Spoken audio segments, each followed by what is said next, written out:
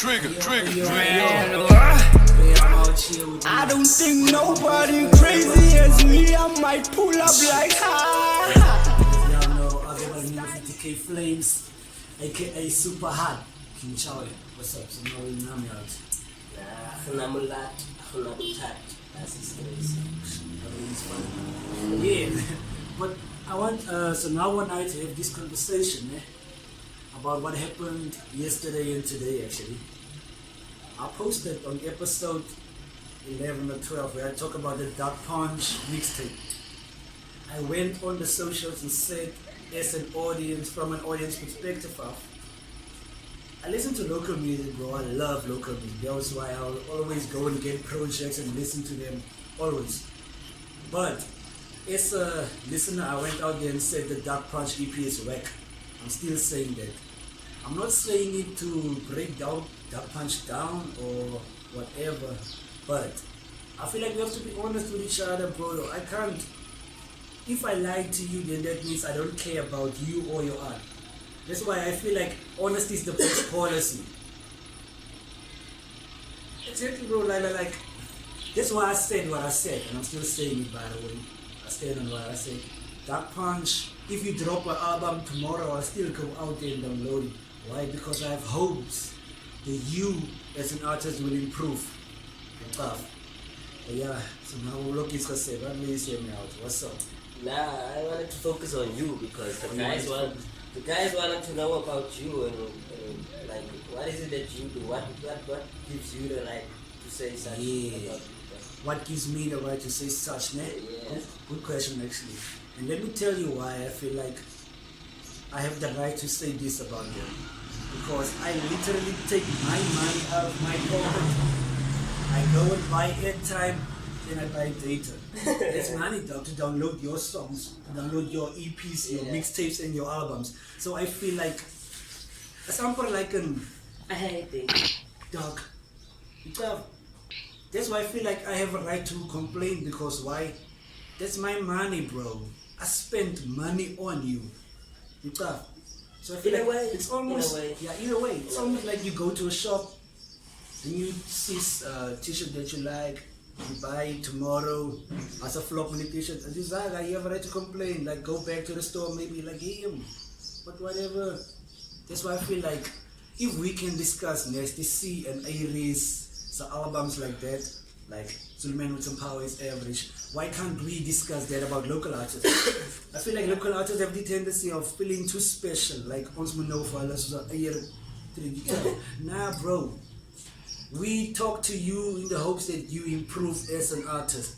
Because I want to, like I told you earlier, when I started flexing Clan, my quality wasn't dope, bro. I won't lie. Yeah, and there was a lot of buzz around that. Exactly. People felt like you're ripping them off. You can't charge that much for something that you bought from Mr. Price and just put a tag on it. And even the printing was weak at some point. You see, like the printing was a bit weak. I had a few people who came to me. Big Z told me like he bought a t-shirt from me, but the quality wasn't nice. And I told Big Z, I'll improve on that and then I'll come back to you. And I did that. I gave Big Z a better t-shirt with dope ass quality, everything, and he was happy. Up until today, he was happy about the quality. And so I feel like rappers need to do that. That's so alright. meaning like you worked on a problem that you had. Exactly, I worked on that problem. What do I call you? An entertainer, an influencer, what? I'm an artist. I'm yeah, an artist. as an artist, let's say an artist. Yeah, but for serious though, I noticed that. You remember when I bought the first tea, Mm-hmm. I liked it a lot, and I bought a second one. Yeah. But then the first one, after a few washes, you know, man, what happens to Mr. Price, man. Exactly. So I felt like, nah, man. Mm-hmm. Okay, I support your hustle and whatnot, but I don't think I can buy anymore. You know? Exactly. But after I saw this new shirts, you know,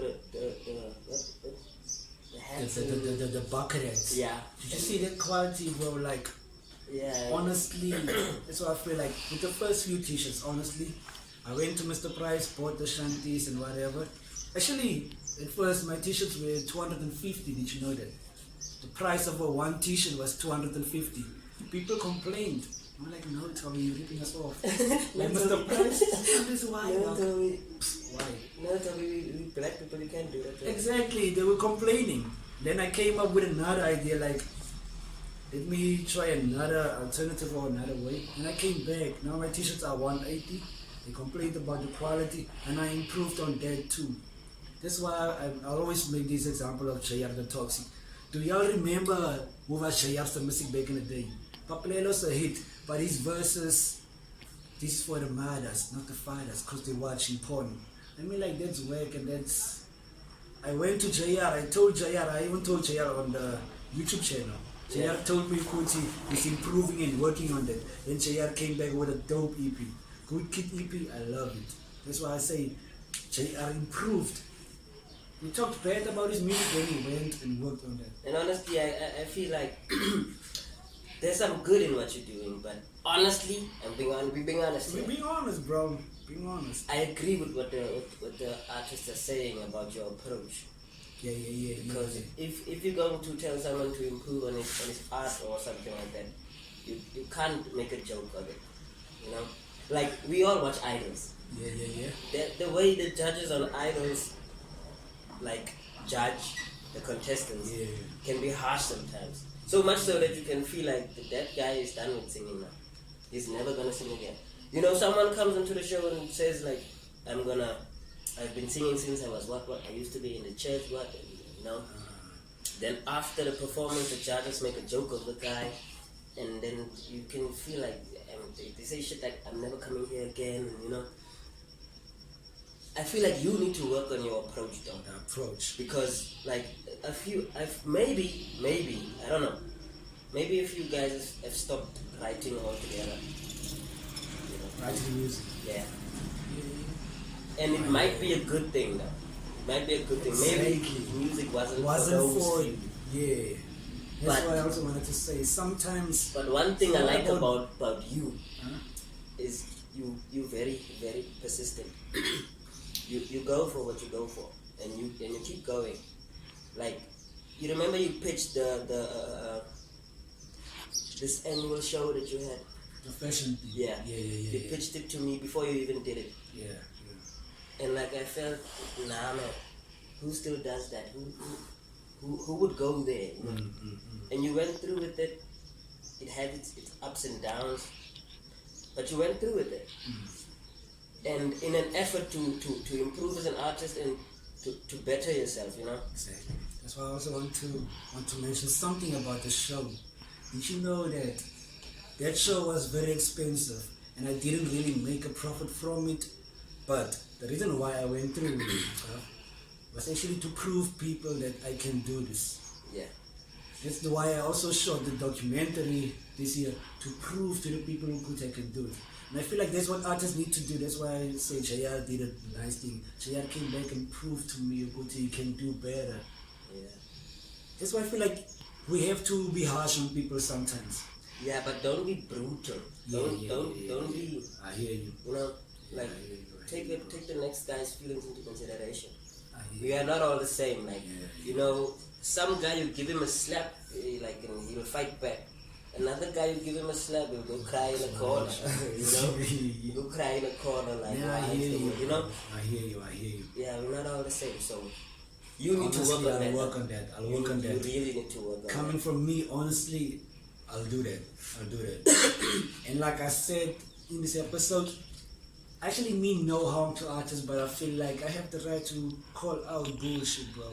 Like, yeah, because we call out AKA, we always say AKA is a wag rapper. Forever. Exactly. I even go on Facebook posting AKA is a wag rapper. What do people do? They laugh. Ha ha ha. I mean, like, why can't we like take this criticism the same way as we... And you know, there was a... In fact, I think there still is a smaller nana buzz around his verse on Velan Versace, you know. That verse is super wag, bro. Super stuff, you know. But sometimes music is just nice and what. But like, gents, honestly, I like saying honestly. I have no right to judge anyone's music, because when I wrote music and made songs, and that y'all don't even know because that's how unpopular I am. You were. Yeah, but he was very unpopular, yo. Yeah. I'm pretty sure Gucci only like 5 people know his music. Yeah, and it's like close friends because I made music knowing for a fact that I am not going to upload it, I am not going to give it to people, I'm going to play it for my friends Exactly. and hear what they say about it. And those And rappers I got- want to make a career out of this rap thing. That's why I Yeah. feel like we have to be honest with them. Yeah. So like, I let's say I'll say I tested it out on my friends. You know, like what the type of music I made was for fun. Honestly, the reason I made the kind of music that I made was to show rappers that you can't just write on a beat and decide you're good enough to be a rapper. You know, Bro. anybody can rap.